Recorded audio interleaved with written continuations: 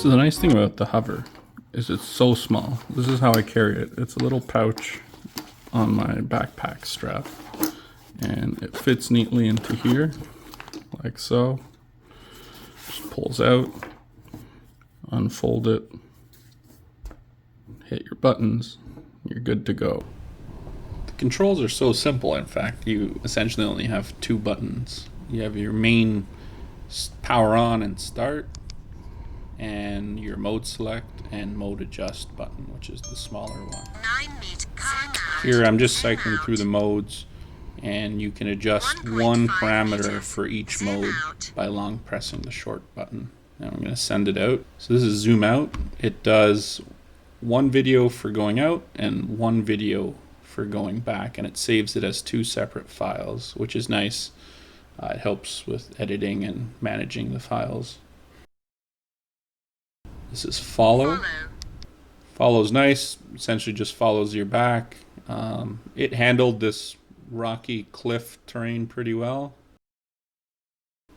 As you can see, it waits, doesn't bump into you, then it continues following you, and it didn't have trouble the fact that there was 4 people there. This mode is orbit. It's really nice. It's one of my favorites.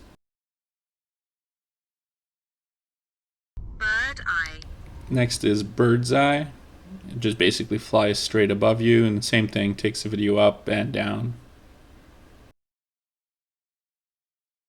Custom. So next mode is just hover, where it just stands still. I recommend turning off tracking, otherwise it's annoying. Zoom out. And then this is what it's like when you actually want to launch it from your hand. It is pretty loud for such a small thing, but it takes off and lands seamlessly, so that's nice. That is assuming it can track the ground properly. More on that later.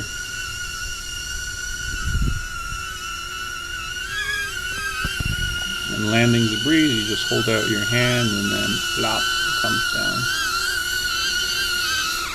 So it can take some really nice stills, especially when you put it in manual mode and you fly it to a nice angle and you take your manually triggered pictures. You get some beautiful results. So another nice thing about it is, as you can see, all the blades are covered. There's a pretty good protective guard, so you don't have to worry about it cutting you when it's coming back, hitting other people.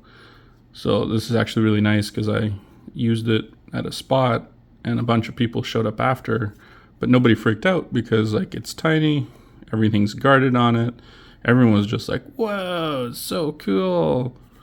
So yeah, the guarding is a nice touch, and also its slim form factor is really nice.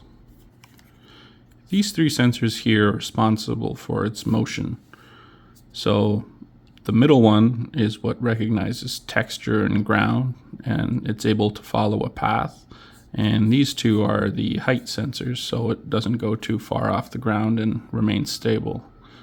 Now the problem with this is these work in a perfect world, but a lot of times when I was out there using them, it failed horribly. So for example, you want to take a video on like a sand dune?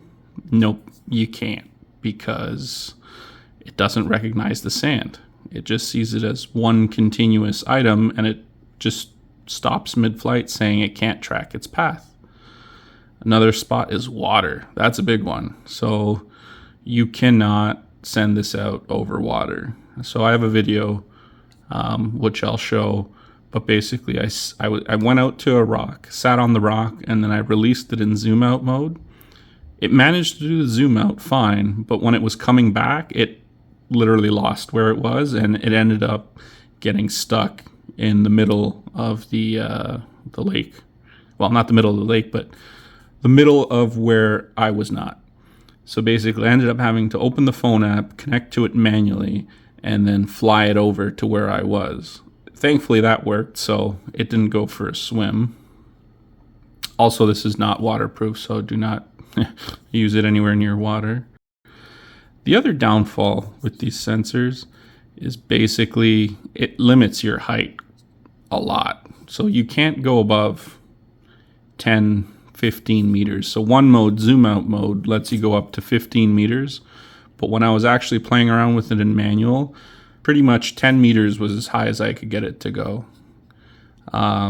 And there's also another limitation, which I didn't find anywhere else, is when you're flying it in manual mode and you're just zooming around, if it detects that it's traveled more than 30 meters from its original start out point, it just stops and it will not let you fly anymore. It only lets you fly in the reverse direction. So keep that in mind if you're flying it somewhere where necessarily you plan to be, it may not be able to get there. So continuing on the bad stuff, low light performance is not great. It's really grainy, blurry, and also the tracking tends to stop working if it gets too dark. Another, maybe not an issue for most people, is in portrait mode. It can only do 1080p, and then in landscape mode it can do the full 2.7K. Battery. The battery on this thing is very small. That's the battery right there. It just pops out like so. Mine came with 2 and a charger, so it's super easy to swap batteries. You just pull it out, line up the pins like an old cell phone battery, and just pop it in, you're good to go. You can check how charged it is, fully charged.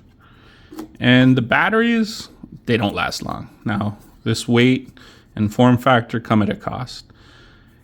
In real life practice, I got maybe 8 to 10 minutes of flight time out of it. And that's like really pushing it. I'd say realistically about 6 minutes in any challenging terrain, like if you have wind or little hills that it's got to actually, follow you and fly around a bit. You're looking at about 6 minutes of usage out of each battery. Now, that being said, honestly, for its intended use, they're perfect.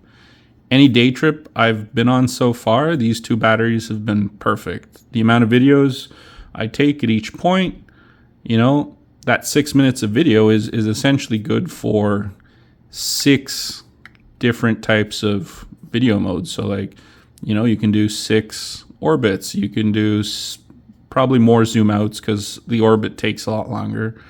But it gets you a good amount of, short video clips from each hike. So I never really ran into the issue of running out of battery. Now, if you do, it comes with this multi-charger and you just plug it into a battery bank, USB-C. The drone also has USB-C here. So you could just charge it through there. That also works. So that's my setup basically. Is I have the drone in the pocket here. I usually keep my GoPro and the spare battery in the front pocket. And then that's how we go hiking. And then if we need to take a video, do anything, it's on my shoulder, pop it out, let it go. It's very practical.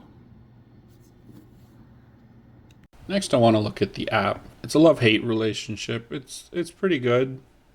Could be better.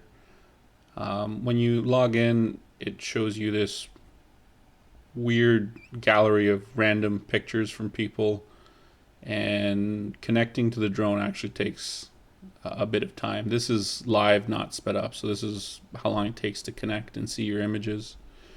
It shows you like a low-res quick view, and then it gives you the option to save it to your phone. And it actually doesn't have an external memory card, so it's just the memory that's on the device. But honestly, for this device, it's good. At least it's not another card I have to manage and make sure it's in it, forgot to leave it out. So the drone also has manual mode. When you connect, it shows you a live preview, lets you tilt the gimbal, and gives you some basic controls. It's not great.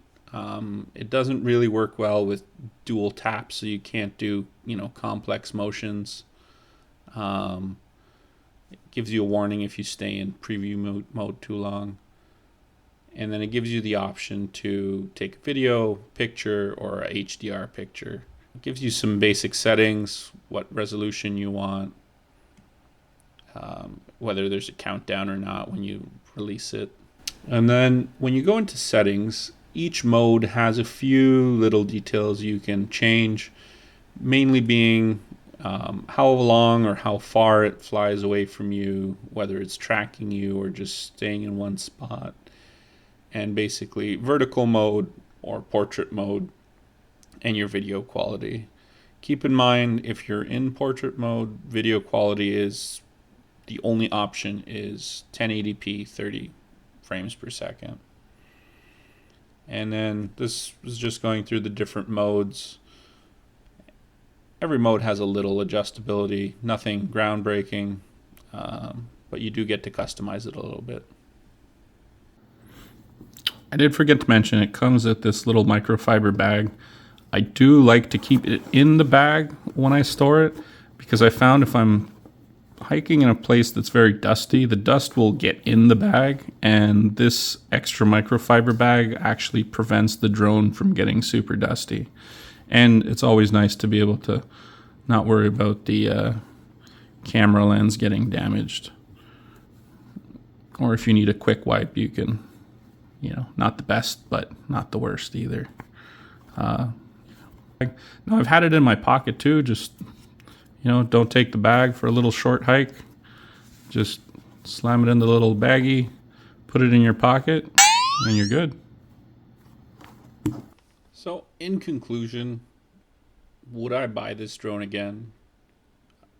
I would say yes. For my use, it's great.